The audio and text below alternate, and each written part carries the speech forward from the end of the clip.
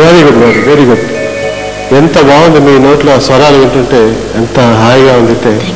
మిమ్మల్ని కన్న మీ తల్లిదండ్రులు ఎంతో పుణ్యం చేసుకున్నారు.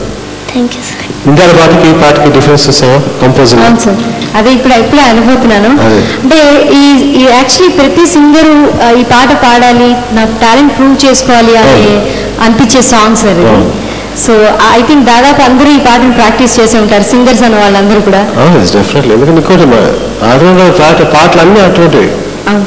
ఈ పాటే కాదు, ఏ పాట అయినా సరే అటువంటి పాటలు వినడానికి ఎంత హాయిగా ఉంటాయో పాడడం చాలా కష్టం. అసలు ఆదినారాయణరావు గారితో మీ స్వర పయనం ఎలా ప్రారంభమైంది? ఫస్ట్ నేను విచిత్రవంతం పాడాను మా అక్కినే నాగేశ్వర 1972లో.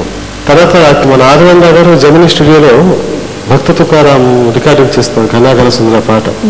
ఘంటసాల గారు చాలా ఆరోగ్యం చాలా బాగా క్షీణించినప్పుడు ఆ పాట పాడేటప్పుడు ఆయన ఆయుష్ వస్తున్నారు, ఒక్కొక్క లైను పాడాల్సి వచ్చే అటువంటి పరిస్థితి ఏర్పడింది.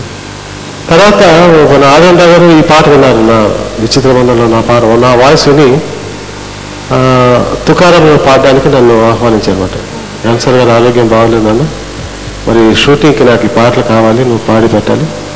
అయితే ఒకటే అన్నాడు, పాడలేకపోతే ఘంటసాల గారితో మనం రీమిక్స్ చేయాల్సి వస్తుంది ఈ పాటలన్నీ. తప్పకుండా నేను ఒప్పుకున్నాను. ఆ పాటలన్నీ బాగా ప్రాక్టీస్ చేసి ఛాలెంజ్ కింద పాడానమాట ఆ పాటలు, తుకారాంలో పాటలన్నీ.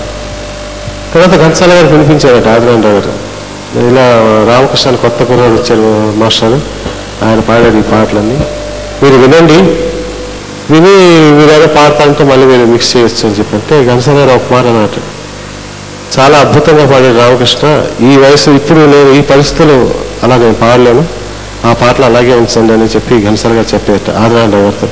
ఆ విధంగా తుకారంలో పాటలు నాది ఉండడం, ప్రేక్షకుల ఆదరణ పొంది ఈ రోజుకి తుకారాం నా జీవితంలో ఒక మైలురాయిగా మిగిలిపోయింది.